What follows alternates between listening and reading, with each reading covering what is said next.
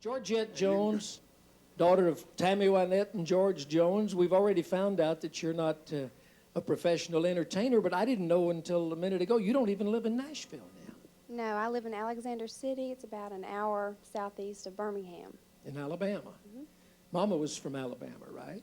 Right. I mean, she was born in Mississippi, but right on the state line, so 5 minutes from Alabama, and she kind of lived in both places, so she claims Alabama as home, too.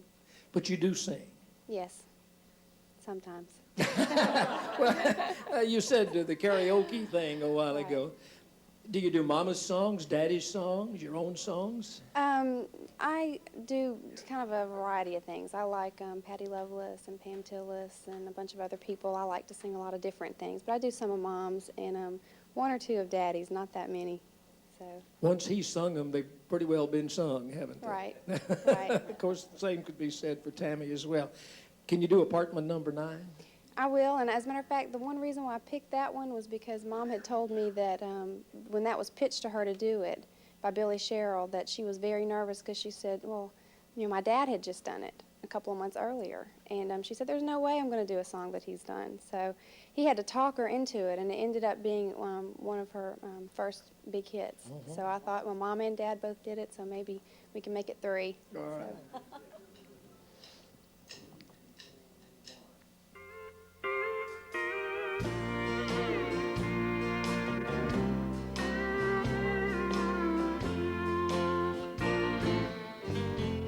Just follow the stairway to this lonely world of mine. You'll find me waiting here in apartment number 9. Not so very long ago, you walked away from me. And after all the plans we made, you decided to be free.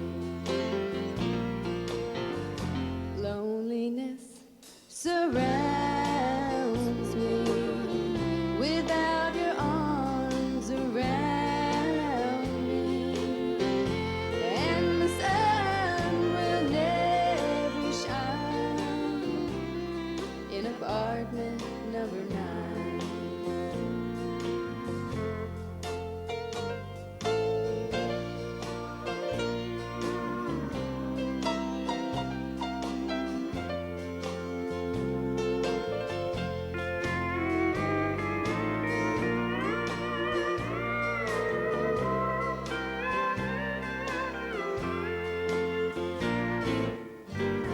I keep waiting in this lonely room, just in case you change your mind.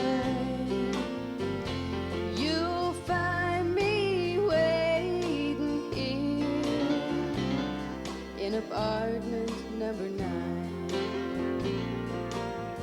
Loneliness surrounds me without your arms around me, and the sun will never shine in apartment number 9.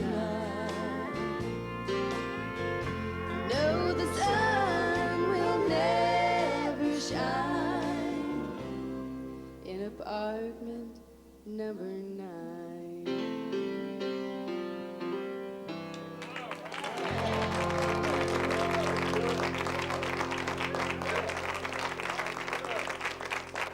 That's great. That's very, very good.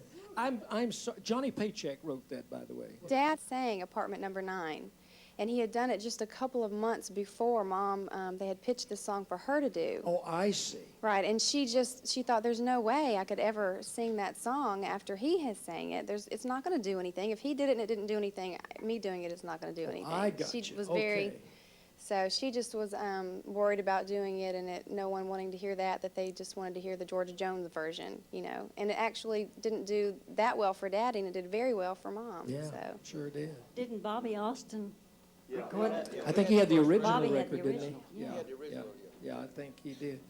Of course, all of us were so saddened, and there was such a void left in our lives when your mom passed away. What are some of your special memories of Tammy Wynette being your mama? Well, I had mentioned about how much she likes to cook earlier, and I can remember not really appreciating, that. I think everybody's mom is the best cook in the world. I don't know if everybody thinks that. No, mine not. But but I grew up, just mom always, special occasions, always did things special for us. And I had been talking to you at the break, and he had asked if I could cook chicken and dumplings like my mom could, and I said no. Her sticking her thumb in it for some reason made it taste that much better. But I remembered one time when I couldn't be home for Thanksgiving, and I always went home for the holidays, but for this Thanksgiving I could not. I had been sick, and so I was at home 4 hours away, and I guess she must have felt sorry for me and knew how much I wanted to eat some of her cooking for Thanksgiving. And she got a huge styrofoam box. I mean, it was huge and probably this deep. And she had cooked, I know it had to have been cooking for days, and froze all of it and then put it on dry ice and shipped it to me. And so I took it all out and heated all that up for Thanksgiving for our family at home, and then we had food to eat on for 3 or 4 months. We didn't, when we finally got the last pack out, I remember my husband, he looked at me and he said, "That's the last pack. Maybe we should save it a little bit longer and we'll get it and cook it later." But As a young girl, as a teenager, were there problems being Tammy Wynette and George Jones's daughter? I think the thing that my sisters and I talk about the most is that you absolutely have no identity. I mean, I'm not Georgette.